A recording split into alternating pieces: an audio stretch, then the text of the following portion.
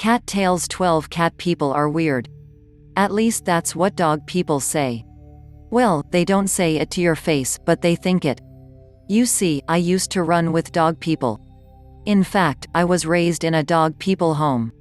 That's where I first learned the rules. Dog people are mellow and easygoing like their animals, and cat people are uptight, finicky, mercurial, and, well, cat-like. This impression influenced me to such a degree that I hardly paid attention to a cat for the first 43 years of my life. When my husband and I moved several years ago with our dog, we joined a local church and began to make new friends through a home Bible study. Our hosts were what you might label the bookish type. They were undeniably bright, well-read academics with a penchant for dissecting and analyzing Old Testament passages. They were so well-versed in all things intellectual that I quickly felt like a simpleton in their presence. My only chance at keeping my head above water might have been in a game of Trivial Pursuit, were I to draw the entertainment category. Given the chance, I probably could cancel out their Ivy League educations with my extensive knowledge of hit sitcoms of the 70s. Anyway, they were really smart college professors who talked a lot about their cat, hence solidifying my preconceived notion of the cat person. It's not that their tales about Scooter weren't mildly interesting, it's just that nothing they shared could compete with the amount of enthusiasm with which it was imparted. They practically would faint with excitement over his most recent antics, only to be met with a mere cordial reception by their audience. Cat people, I thought with disdain. Our dog died last year. We loved her so much that I couldn't even think about bringing another dog into our home. This, however, did not stop my children from campaigning for a puppy. They were full of empty promises to train, bathe, feed, and walk the hoped for, begged for new dog. It was obvious our house felt empty without Daisy, but I just wasn't ready. One day we were at our local pet store getting food for Lola, the goldfish, when my son noticed several cages filled with adult cats and some kittens. The Animal Rescue League was visiting and inviting people to adopt a cat. Mom. Look, my kids exclaimed. Kittens. Can we get one? Can we? Huh, Mom? Aw, they're so cute. Look, Mom, look. I see them, I replied. And they are very cute, but you guys have never even mentioned getting a cat. You just want a cat because we are here right now. What happened to the puppy campaign? They quickly grew silent as we agreed to stay for 10 minutes to admire the cats, make a donation, and be on our way. My daughter was skipping from cage to cage, remarking on their different colorings. I was admiring the mother cats from a distance, those poor mommy cats, found in alleyways with litters of mouths to feed. My son, however, was experiencing something far different. Crouched on the floor at the very end of a long row of cages, he sat holding the paw of one sprightly, engaging, 6-month-old kitten named Diego. Each time he wiggled his fingers through the cage, Diego would answer with his paw, curling it around my son's fingers, as if beckoning him to come closer. They were, in essence, holding hands, and Diego would not leave my son's side. A volunteer noticed this bond immediately and offered to let Diego out for a visit. I reluctantly agreed. My thoughts were racing. What am I doing? We don't want a cat. We don't ever even talk about cats. Oh my gosh, look at that adorable cat in my son's lap. Slowly, my daughter approached Diego. As with my son, he reached for her with his snowy white paw. She scooted closer, and Diego curled up in her lap. I sat on the floor near my children, and we were silent in unison. We were a captivated audience, beholden to this creature, utterly smitten and charmed. He purred with delight at the slightest touch, nestling his head in our hands, directing our strokes, lifting his chin, as if he were smiling. We left the store with a new family member. He explored the house for 5 minutes and assumed his rightful place. There was no adjustment period, nothing tentative. Diego had simply come home. It has been 5 months now. To say we are all in love with Diego is an understatement. We wait anxiously for him to choose one of us as we gather to watch a television program. Who will be the lucky one to have Diego sit in his lap?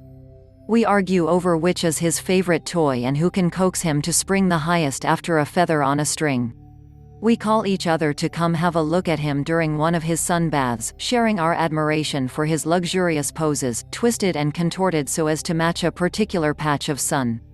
We laugh uproariously at his antics, like the time he shot down the hallway like a bullet, bounding from the couch to the air hockey table and across the living room again, landing in a bowl of popcorn. We wave at him from the car as he perches atop the desk that sits under the front window, his paw pressed against the glass. We feel a tinge of sadness driving away and often cushion our remorse with lively discussions of how Diego might pass the time in our absence. My daughter imagines he drives around in her Barbie bus, while my son envisions him logging on to Wikipedia or reading the newspaper. These things may seem unlikely, but then you don't know our dear Diego, who frequently serenades us with piano concertos. Once we are all sleeping soundly and the house is sufficiently hushed, Diego will delicately walk across the keys with his nimble paws, striking a dissonant yet somehow soothing combination of chords. They echo throughout the house and gently ring in our ears like a grandfather clock, reminding us all that someone is keeping watch and all is well. Then he roams into corners unexplored before curling up with the lucky someone who will slumber next to his purring lullaby. I was catching up with an old friend on the phone recently. She asked if anything was new. I couldn't wait to tell her about Diego. As I attempted to convey the utter joy this curious creature has brought into our lives, I suddenly realized it was falling on deaf ears. My excitement over his numerous talents seemed rather frenetic against the backdrop of adult conversation, like a child recalling a trip to Grandma's house or Disneyland. I finally gave up and changed the subject, yet I was left with a residual angst. How could someone not understand how delightful Diego is? How could they not appreciate his mischievous ways, his boundless affection, his uncanny sense of timing? Why, it's preposterous that one could not be forever intrigued by this irrepressible creature. That's when it hit me. Oh my goodness, I realized, I am a cat person. I have become a full-fledged cat person. What's next?